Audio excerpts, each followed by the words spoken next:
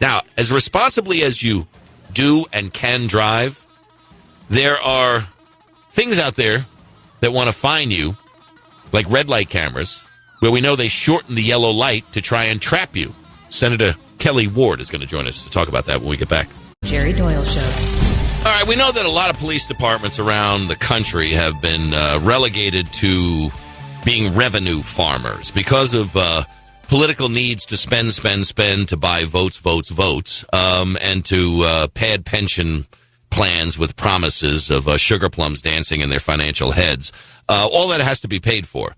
And what we're seeing now is more and more of the long arm of the law reaching further and further into our pockets. To protect and serve was the motto. It had a different meaning. Now it seems to have the meaning of protecting and serving the bottom line. One of the ways they've been serving the bottom line in Arizona since the late 1980s and around the country is the use of these photo radar camera traps. And even in Arizona, where an overwhelming majority of citizens oppose photo radar, which is basically sold under the disguise of public safety, it seems to be something that's still going forward. And people are getting slammed with this. And politicians are benefiting from part of the slush fund that comes from these red light cameras. Our guest, State Senator Kelli Ward, who's also a physician, Dr. Kelli Ward, a small business owner, she thinks that this is a violation of the Fourth Amendment. She's introduced a state Senate bill that will outlaw the use of these red light photo enforcement and speed cameras throughout the entire state of Arizona. She's joining us on the program. Senator Dr. Kelli Ward, welcome to the show. Oh, thanks so much for having me. I appreciate it. I'm glad to be on here and tell people about 1167. Senate Bill 1167. Now, just so people can kind of understand a little bit about this, this is something that was introduced in the late 1980s, and I guess it wasn't that big of a thing at the time, but now we're seeing more and more cities in more and more states across the country that are using this as a revenue enhancement to enhance the bottom line. But you point out that two of the biggest, the nation's largest electronic ticketing companies are based in Arizona, American Traffic Solutions and Redflex Traffic Systems. Yes, they are. Yes, they are, and they do some great work in terms of getting business. And I love to see small businesses thrive in our state and in my district in particular. But this particular industry needs to find some better use for the technology than violating the constitutional rights of Arizonans. But this is done under the guise of public safety, that these red light cameras and these speed trap cameras are going to result in fewer accidents, fewer incidents, fewer people getting pinched for speeding, and that type of thing. But in fact, the statistics in many instances bear out just the opposite, that in anticipation of these red light cameras or these speed trap cameras, that it actually has increased the number of incidents, accidents, and tickets because of the use of these devices, correct?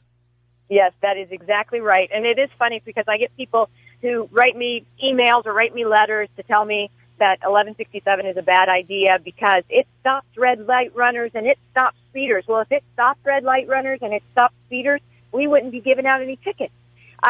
It obviously does not stop those. And there's study after study after study that have been done that show that actually accidents increase when these cameras are in use. When you I was also looking at this article at thestatepress.com. In 2013, Redflex, one of the companies that's located there in Arizona, tried to bribe a Chicago official, I think that's redundant, with $2 million to keep the company's contract with the city going for a little while longer. The city of Chicago was the largest, I guess the company's largest customer, raking over $80 million a year with these electronic tickets. So I guess there is, unfortunately, a huge incentive for a lot of people to get their hands on a lot of money at a time when, budgets are stretched and people are digging through the couch cushions looking for loose change. But also, I'm again, my fuzzy gray matter is firing a little slow today.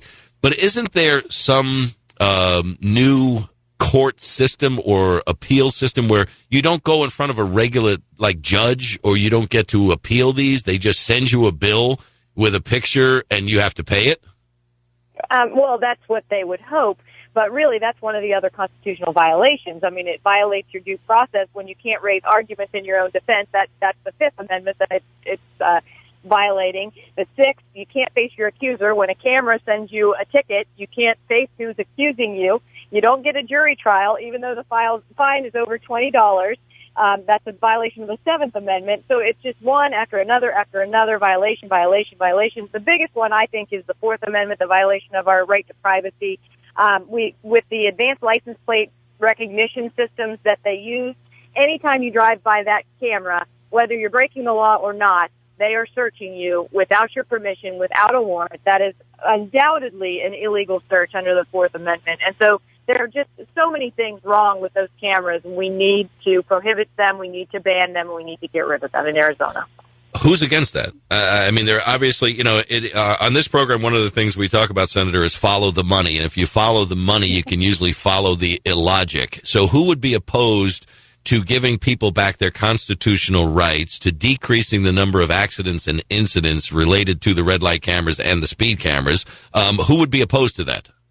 Well, you would probably guess that the cities and towns that have them are opposed to giving them up. They've gotten used to having that easy money from those cameras, taking pictures of people and issuing tickets. The camera companies are obviously against it as well, and they've been out in full force lobbying to keep those cameras. They've appealed to me to just get rid of the speed cameras. Don't get rid of the red light cameras. But they're all unconstitutional. Those red light cameras also track you and also take video of you when you drive by, whether you're breaking the law or not. And police archive those and can utilize that for anything that they want to without a warrant. So we need to get rid of all of them. We cannot just get rid of some. They keep telling me, I want the whole loaf, and I should be happy with half a loaf. Well, I'm not happy with half a loaf. I want the whole loaf. They need to be gone. Right, and this should be something that spreads across the country. Dr. Kelli Ward is with us on the program. She's a state senator from Arizona, small business owner, family physician, and a long line of family physicians. You've got a doctor mom, you've got a doctor husband, and you're a doctor of osteopathic medicine. Wow, that's like triple degree doctors right there. Yes, and my brother and my sister-in-law are also physicians as well. So but that's it. Only the five of us. Spread it around, will you? The rest of us are challenged in the workplace, and you got five doctors. We're trying to get a lawyer in the family. I think our daughter will be a lawyer. We have too many doctors. We need a lawyer. Yeah, I mean, when you go to a family reunion, somebody who's not feeling well can get a second, third, fourth, and fifth opinion and not have to worry about Obamacare. Exactly true, and get great care. Great care, high quality and cost effective. Now, being a state senator and a doctor, you kind of like got the Rand Paul thing going there. He's a doctor and a senator. You're a doctor and a senator. The challenges of medicine, there's a certain doctor-patient relationship, and unfortunately, in a lot of instances, Obamacare is undermining that doctor-patient relationship just with the cost structures and with the electronic medical records and. As a politician, there's also a politician. Wow. All right, I'll call you a stateswoman. That's perfect. Stateswoman Kelli Ward, former politician.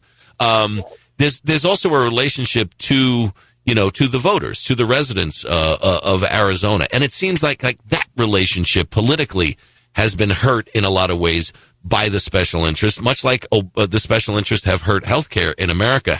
And a lot of people are frustrated that they feel like they're disconnected from their representatives, that the representatives don't care. And a lot of people are just throwing their hands up and saying, you know what, I'm out. What do we need to do to reestablish that trust that I think a lot of people used to have, that the cavalry, will be riding to the rescue in areas like this red light camera, speed camera thing, and others?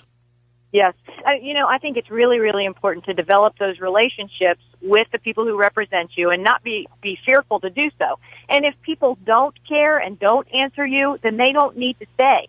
I think one of my most important jobs being in the legislature is communicating with my constituents, because I believe in government of, by, and for the people. The only way you can get of, by, and for the people is if you include the people in that decision-making process. And so just keeping that two-way conversation going, even if it's just a short back-and-forth email, back and forth, or Facebook message, or communicating even on a Facebook post, all those things I do myself. I do my own social media. I answer my own emails.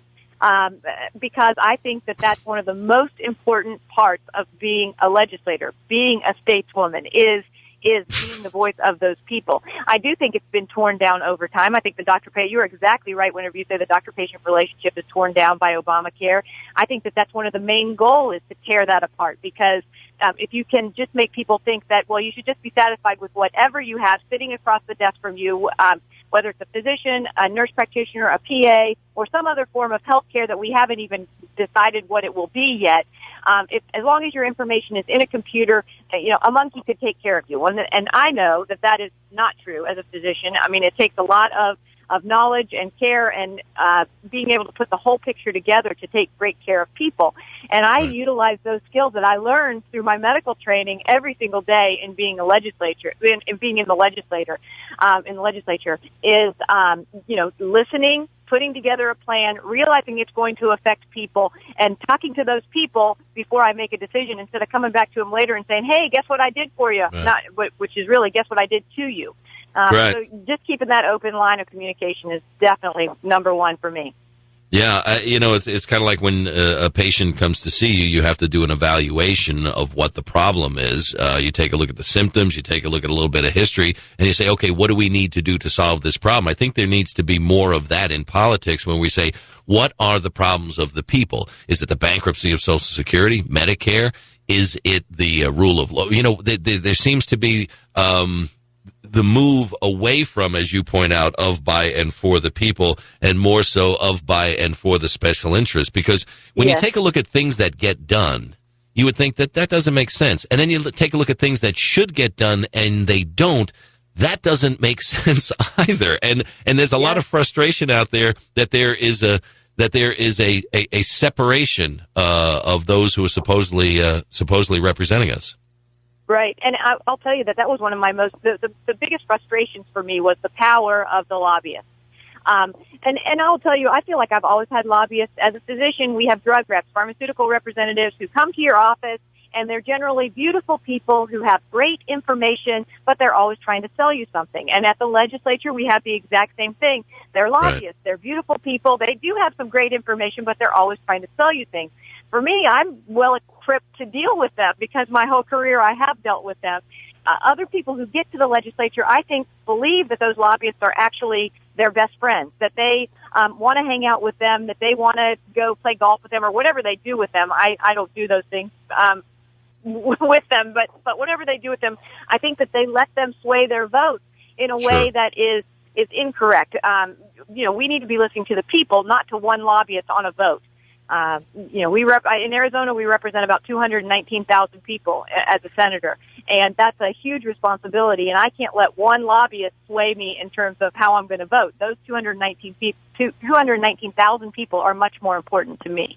Well, I picture you as Jim Carrey and Bruce Almighty with the Post-it notes all over him, the dog, and the room, because you say you answer your own emails, you do your own social media, plus you have the job of being a stateswoman and a doctor. It sounds like there's a lot of multitasking that has to take place in your day.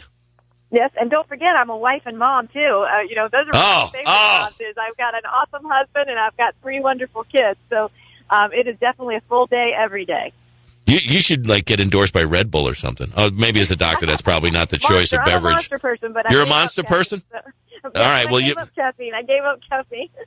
All right. Well, I don't know what keeps you going other than to try and do the goodwill of the people, the 219,000 that you represent in Arizona. But keep doing what you're doing. It's like a breath of fresh air when somebody out there actually gives a rip about what people think about what needs to be done. Well, hey, I'm happy you're doing it, and keep pushing forward with Senate Bill 1167 in Arizona for a statewide ban of red light cameras and speed trap cameras. And we need that there, and we need that all across the country. I appreciate your time on the program. Ban the cameras.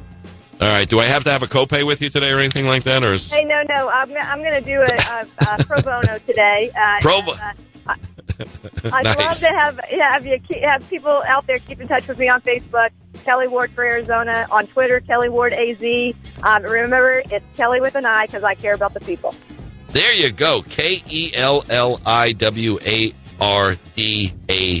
You can follow her Exactly. at Twitter. Thank you, Doctor, Senator, All right, have a great stateswoman, evening. multitasker. Thanks. I appreciate it. We'll get an update on this from her just to see how this is all going. Quick break. Stick with it.